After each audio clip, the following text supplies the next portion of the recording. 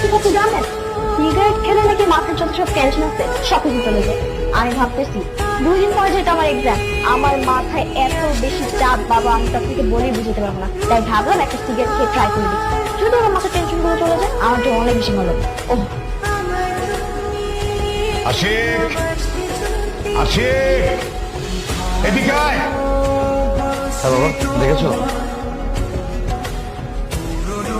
তুই কি সিগারেট খাওয়া শিখছিস? কি বাবা, আস্তাগফিরুল্লাহ, কি যে বলো না।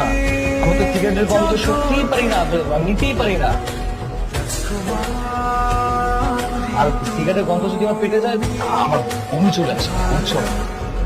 ছুঁয়েই দেখো না, গন্ধই সহ্য করতে পারো না। তাহলে বৌমা, বৌমা তোর পকেট থেকে সিগারেট কেন কি? আর তুই নাকি প্রতিদিন সিগারেট খাস?